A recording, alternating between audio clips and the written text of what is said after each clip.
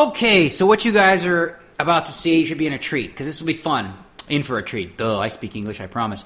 Anyway, me and Adam Junglin, we're going to play for $100, a heads-up sit-and-go. You'll obviously hear him and me as well. We're both going to do audio, and you're going to get a chance to hear kind of how both of us approach this heads-up match.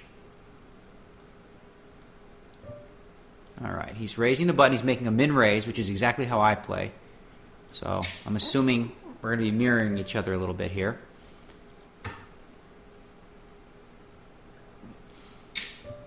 Well, he's betting a little more than half the pot, so pretty close to how I'm playing, just making it a little bit bigger. I missed completely. I'm going to let him have it.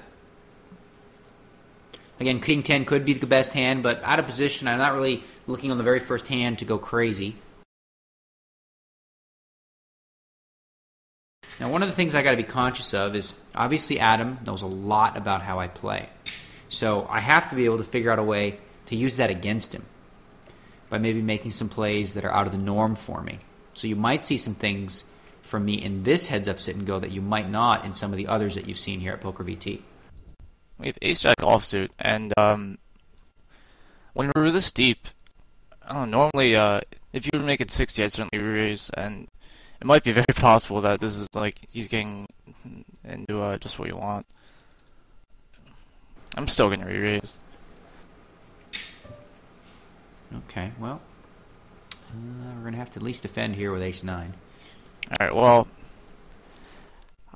clearly it's not ideal to be, going to a re-raise pot pre-flop position, but we have ace-jack suit, and we flop top pair, top kicker.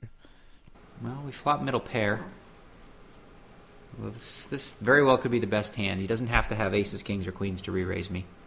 And we're, at this point, if Daniel puts in a re-raise, then we're just not folding. Well, see, this is an interesting situation.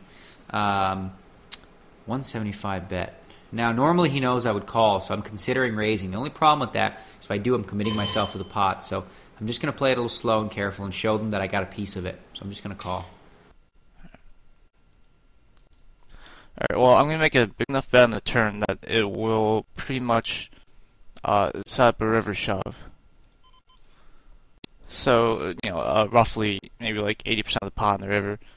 So if I bet maybe 375 here, and Daniel were to call, and it sets up a good shove on the river, it'd be 850 into like 1400.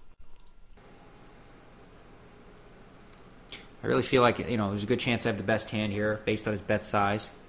He only bet 175. So either he wanted me to raise him, or he just, didn't hit the flop solid.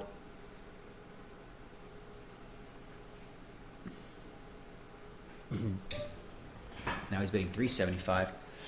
Well, this kid's a good player, and this is what makes this tough, is that he may put me on a drawing type hand. He may just put me on the fact that I might just be smooth calling on the flop to take it away from him. So, once again, this is a close one, and I'm going to call once again and see what he does on the river. Oh, that's a crazy, crazy sick card. If he checks, I might have to bluff all in. I don't think he's gonna fold a worse stack like Jack Queen or Jack 10. And if I were to, he'd probably check behind with those kind of hands on the river. If he has Jack 10, then we just got really unlucky. But there's a lot more hands that he calls a river shove with than he folds. Or pardon me, there's a lot more hands that we beat than lose, and we just be missing value otherwise. A really good chance to just finish the match right, so called instantly. So pretty sure he probably has Queen Jack or King Jack. I mean, if he's got an overpair, he can't love that card. So this is an interesting situation where if he checks, I have to decide whether or not I should bluff him with the pair of nines in the case that I might be beat, or just hope that he was bluffing. Wow, and he's betting it all. My goodness. Oh, boy. I almost want to make the call here, but for him to bet the flop, turn, and river when I called and that 10 hit, he's got to be a little bit worried about that card. He's either on a complete bluff,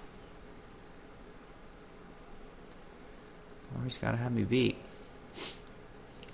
Well, this is what makes it more difficult. Playing against good players, because, normally against a, weaker player, I can make this fold real easy. I probably fold in the turn. But against a kid like Adam, I know he's capable of firing a second bullet and,